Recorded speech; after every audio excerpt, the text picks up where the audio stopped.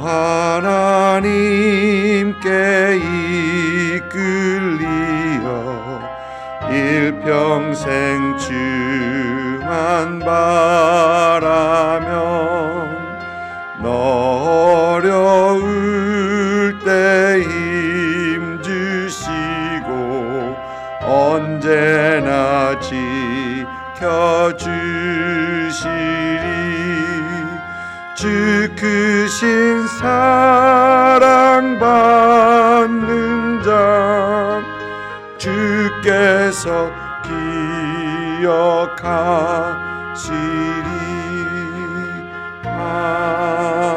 아멘.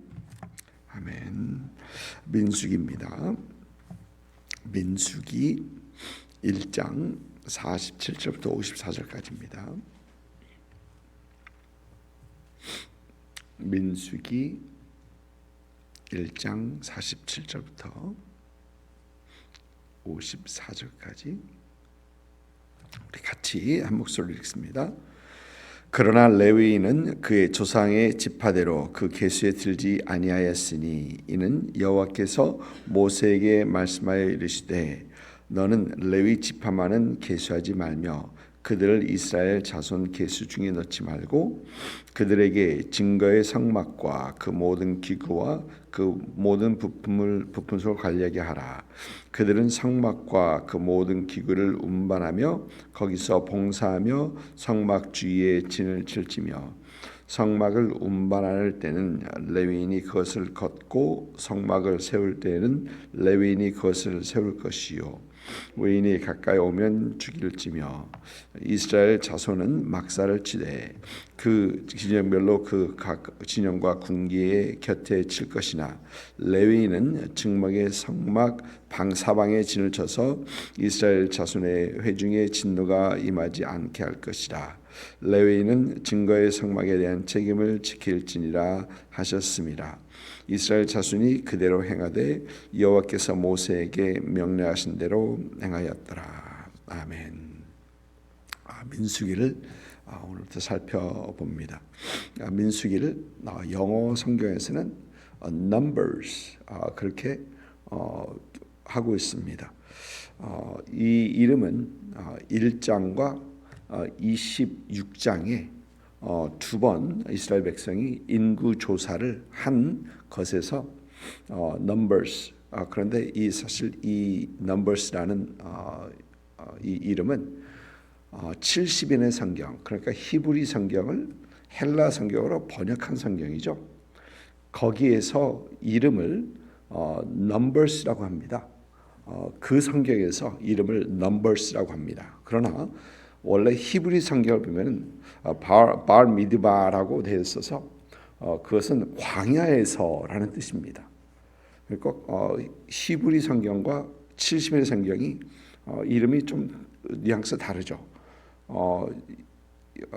70인의 성경은 numbers 숫자 센 걸 가지고 numbers라고 했는데 히브리 성경은 광야에서 있었던 일들이라는 그 뉘앙스를 담아서 광야에서라는 그런 이름을 하고 있습니다.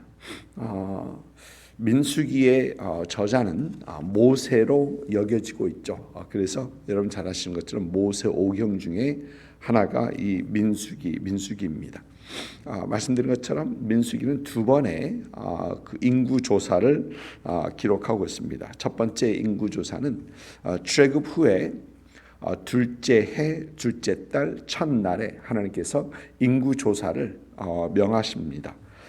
그래서 인구 조사를 19절을 보니까 1장 19절을 보니까 신의 광야에서 이루어졌다. 신의 광야입니다. 여러분 신의 광야는 이스라엘 백성들이 출애굽을 한 후에 내려갔던 곳인데 홍해를 건너 이렇게 내려갔던 곳인데 신의 광야에서 거기 시내산이 있는 곳이죠. 이스라엘 백성은 하나님 앞에 하나님께로부터 십계명을 받고요.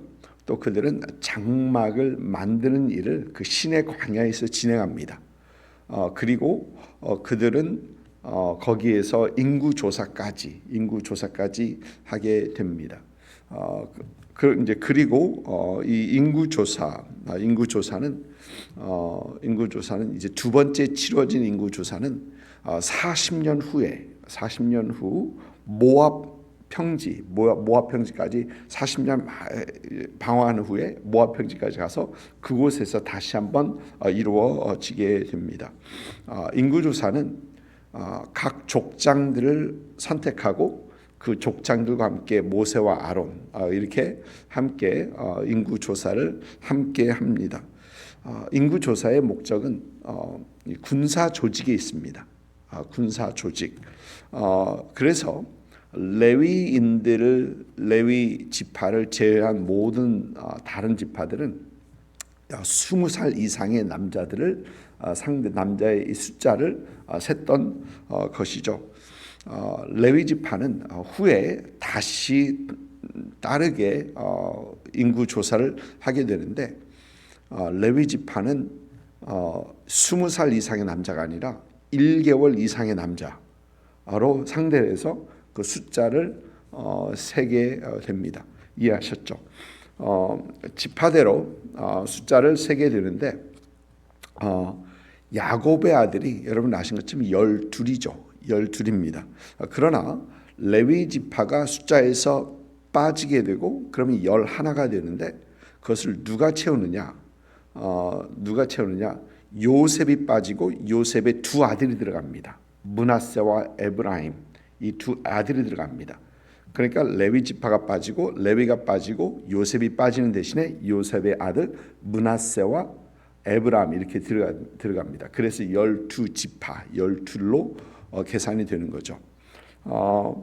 그래서 이제 요셉은 이렇게 해서 두 배로 가족을 구원한 어떤 그런 사람이죠. 그래서 두 배의 기업을 나중에 땅 분배를 받을 때 요셉은 두 배의 다른 지파들보다 두 배의 기업을 받게 되었던 것입니다. 인구조사를 보니까 첫 번째 인구조사 보니까 20세 이상 레위 지파를 제외한 다른 지파의 20세 이상의 남자들이 6만이 조금 넘습니다. 60만 죄송합니다.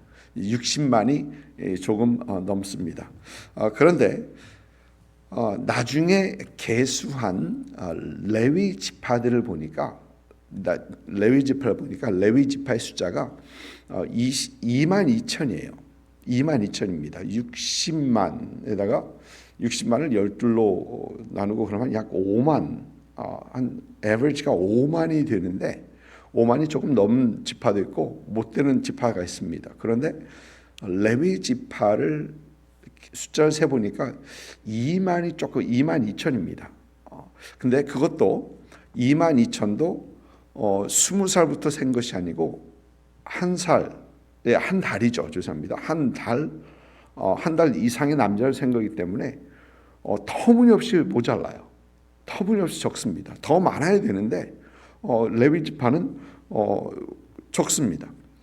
그래서 성경학자들은 이 숫자들을 보다가 왜 이렇게 적은가, 왜 이렇게 레위 지파가 적은가라는 그런 의문으로 성경을 살피기 시작하는데 창세기 34장에 보면은 여러분 아시는 그 디나의 사건, 세겜과 하몰과 뭐 세겜 족장의 아들 그 디나의 사건이 있지 않습니까? 그때 디나의 사건 때 그 여동생을 복수하기 위해서 누가 나섰느냐? 시므온과 레위가 나섭니다. 기억하시죠? 할례를 요구하고 힘을 못 쓸 때 가서 다들 심줄을 끊고 했던 거. 그때 일로 인해서 야곱이 굉장히 화가 나죠. 그리고 창세기 49장에서 야곱이 그들을 축복할 때 보면은 시므온과 레위를 축복이 아니라 거의 저주 비슷하게 얘기를 해요. 그래서 거기서부터 그 이유 때문에 레위 지파가 숫자가 많이 적은 것 아니냐라는 그런 얘기를 합니다. 그런데 문제는 시므온 지파는 숫자가 많았단 말입니다. 시므온 지파가 숫자가 많아요. 이 숫자를 세보니까 시몬 지파의 숫자가 59,300입니다. 5만보다 거의 6만입니다. 그래서 그러면 시몬 지파는 뭐가 어떻게 된 거냐?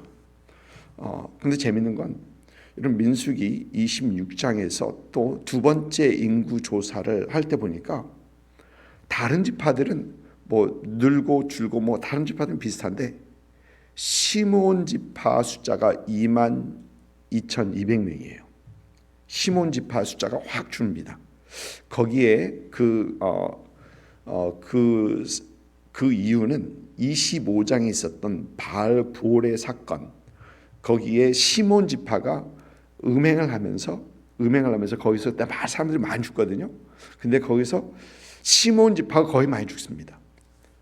그래서 야곱의 그 저주, 창세기 49장에 그 야곱의 저주가 레위 지파는 숫자 세기자 1차 때 보니까 줄었고 2차 시몬 지파는 2차 때 보니까 줄었더라. 성경학자들은 그렇게 설명을 하고 있습니다. 하나님의 말씀은 그대로 이루어진다라는 것을 다시 한번 생각할 수 있는 어떠한 그런 숫자, 인구 조사에서 나오는 어떤 그런 것을 볼 수 있습니다. 레위 지파를 하나님께서는 이 인구 조사에 포함하지 말라 하십니다. 전쟁터에 나가지 않는 것을 뜻합니다. 대신에 하나님께서는 그들로 하여금 성막의 모든 일을 감당하게 하시죠.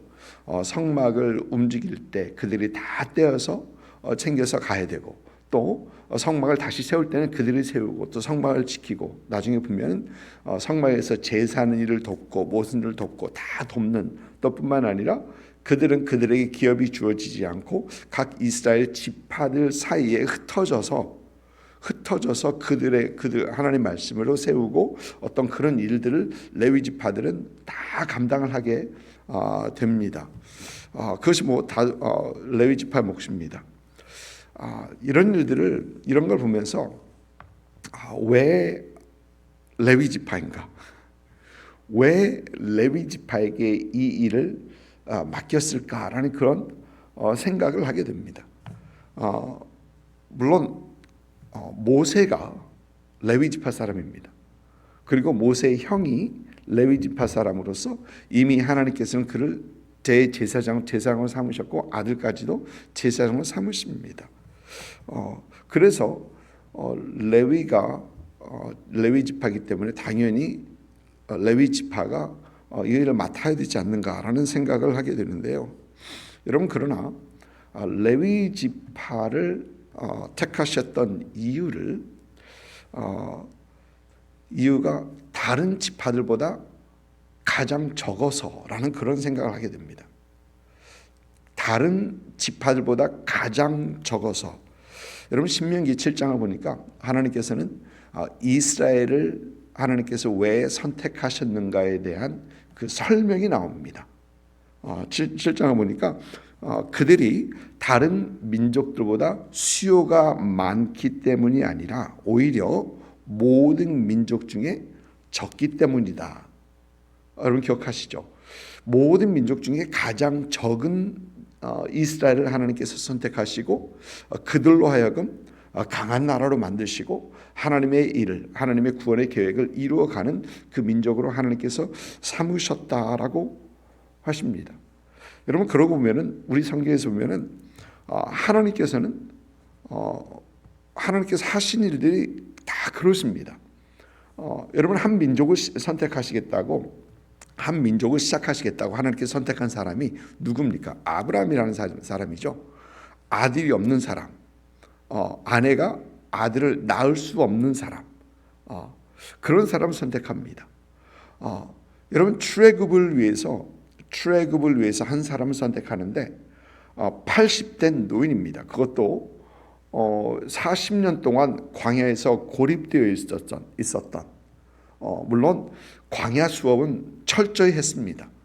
광야 수업은 나중에 40년 동안 이스라엘 백성을 데리고 광야를 다녔어야 됐기 때문에 그 광야 수업에 광야에 대한 지식은 누구보다 많았을 것입니다.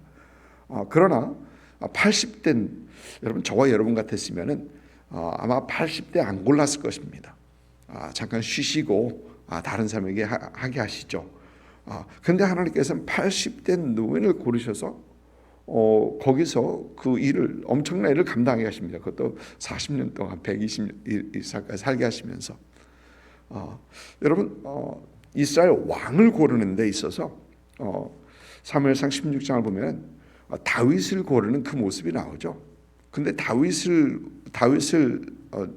이세 아들로 기름을 부으려고 사무엘이 가는데 이세는 아들을 쭉 지나가게 합니다.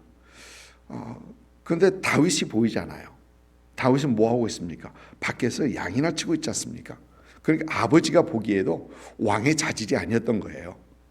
그런데 하나님께서는 그를 선택하셔서 그를 왕으로 세우십니다. 여러분 우리 주님은 어떠십니까? 우리 주님께서 이 땅에서 사역을 하실 때 주님께서는 제자들을 부르시는데 배우고 좋은 가문에서 잘 성장한 그런 사람들을 선택하지 아니하시고 천한 직업인 어부 출신들 여럿이었습니다. 그 중에는 세리도 있었고요. 마태가 세리지 않습니까? 세리도 있었고요. 열심당원 그러니까 엔타이 로마죠. 열심당원도 있었고 뭐 그런 사람들을 우리 주님께서는 선택하셔서 주님의 제자로 삼으시고 참 주의 일을 감당하게 하십니다. 여러분 이것이 하나님께서 일하시는 방법이고 이것이 하나님의 은혜다라는 생각을 하게 됩니다. 에베소서를 보니까 에베소서 3장에서 사도 바울은 영어 성경에 보면 such were 너희는 이랬다. 너희는 이런 사람이었다라는 어떤 그런 얘기를 합니다. 그러면서 예수 믿기 전에 그들의 모습은 보니까 육체로는 이방인, 할례를 받은 사람들로부터는 할례 받지 못한 사람이라고 비방받던 너희들, 비방받는 사람들, 그리고 예수 그리스도의 밖에 있었고 약속도 없고 소망도 없었던 사람들이다. 하나님께서는 이런 사람들을 고르셔서 그러나 그들은 하나님께서 그들을 선택하시고 그들과의 관계를 회복하시고 또 유대인과의 그 관계를 회복하신다라는 그런 말씀을 하세요. 여러분 가끔 우리는 우리 자신들을 보면서 하나님께서 왜 나 같은 사람을 택하시고 사용하실까? 라는 그런 생각을 하게 됩니다. 왜 하필 난가? 가끔 그런 생각도 하게 되는데 제가 대학교를 들어갔었을 때 대학교 들어갈 만한 성적이 보니까 이건 지금 생각하면은 실수였겠지. 실수로 들어갔겠다. 왜냐하면 저는 엔지니어링으로 들어갔거든요. 근데 그때만 해도 엔지니어링에 들어가려면 성적이 꽤 좋아야 돼요. 근데 제 걸 보면은 지금 생각하면 너무 한심합니다. 그런데 학교에서는 받아줬어요. 그래서 실수 잠깐만 어딘가 빠져가지고 이름을 그냥 들어갔나 보다. 이제 그런데 하나님께서 우리를 쓰시는 것에도 이건 왜 나지? 왜 부르셨지? 혹 잘못 선택하신 거 아닌가? 하나님 혹시 실수하신 거 아니십니까? 여러분 그런데 그것이 하나님의 은혜예요. 여러분 그것이 하나님의 은혜입니다. 세상에서 우리 개개인을 보면은 내세울 거 하나도 없고 무슨 내세울 거 있는 사람도 많이 있는 사람도 많습니다. 그러나 내세울 거 없고 가장 작고 천한 자들 고린도전서에서 사도 바울이 그런 얘기를 하죠. 그런 자들을 부르셔서 세상의 것을 부끄럽게 하시고 부여하고 강하게 하시고 하나님의 일을 감당하게 하시는 그것이 바로 하나님의 은혜다. 왜 레위인을 선택하셨을까? 여러분 그게 하나님이십니다. 작은 자들을 선택하셔서 하나님의 도구로 쓰임하시고 하나님께 세우시고 축복하시고 하나님의 도구로 쓰시는 것. 저와 여러분이 바로 그 하나님의 은혜를 입은 사람들입니다. 여러분 오늘 하루 생활하시면서 이렇게 우리를 택하신 하나님, 그 하나님 앞에 더 감사하고 더 가까이 나아가는 복된 하루가 될 수 있기를 주님으로 축복합니다.